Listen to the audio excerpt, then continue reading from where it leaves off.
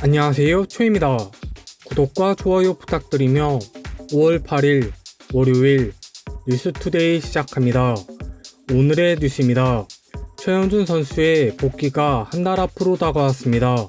어제 7일 NC와의 마지막 경기가 우천으로 취소되며 주말 3연전이 모두 그칠지 모르는 미로 연기되었고, 지난 롯데와의 마지막 경기를 시작으로 4경기 연속 경기를 치르지는 못하였지만 기아에게는 나름 반가운 단비가 되었습니다.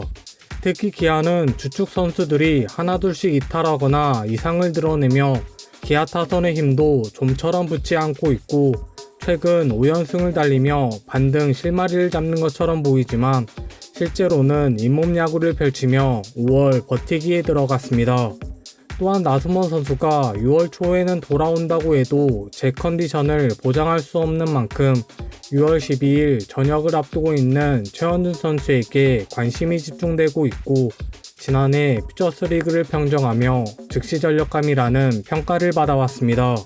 하지만 올 시즌을 앞두고 더 좋은 모습을 보여주기 위해 타격 자세를 여러 번 바꾸며 정교한 타격 감각을 잃어버렸고, 최근에는 어깨 부상까지 시달리며 불편함을 호소하는 등 예상과는 완전히 다른 행보를 이어가고 있습니다. 결국 현 시점만 보게 되면 이창진, 고종욱 선수의 활약이 두드러지며 최현준 선수가 돌아온다고 해도 주전을 보장받을 분위기가 아닌 가운데 과연 남은 한 달여 기간 동안 타격감을 회복할 수 있을지 귀추가 주목되어주고 있습니다.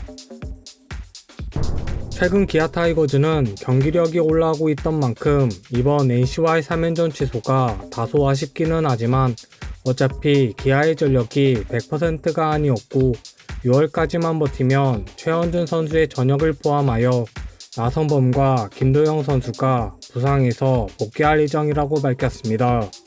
우선 기아의 핵심 전력인 나성범 선수는 올 시즌을 앞두고 종아리 근육 미세 손상으로 인해 올 시즌 한 경기도 치르지 못한 상태이고 아직까지도 나스타의 공백을 채우지 못하고 있습니다.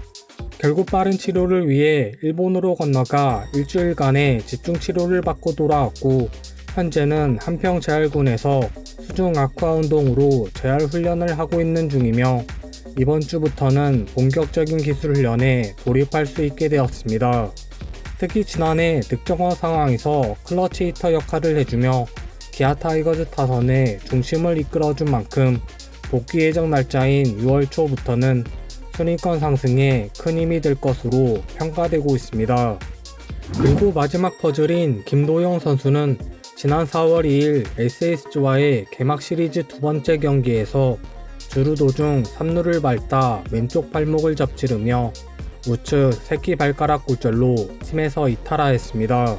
특히 올해는 시범 경기부터 가장 기량이 향상된 모습을 보여주며 개막 시리즈에 나와 8타수 4안타를 기록하며 팬들을 열광케 하는데 성공하였지만 이틀 만에 부상 4개월 진단을 받으며 팬들을 안타깝게 만들었습니다.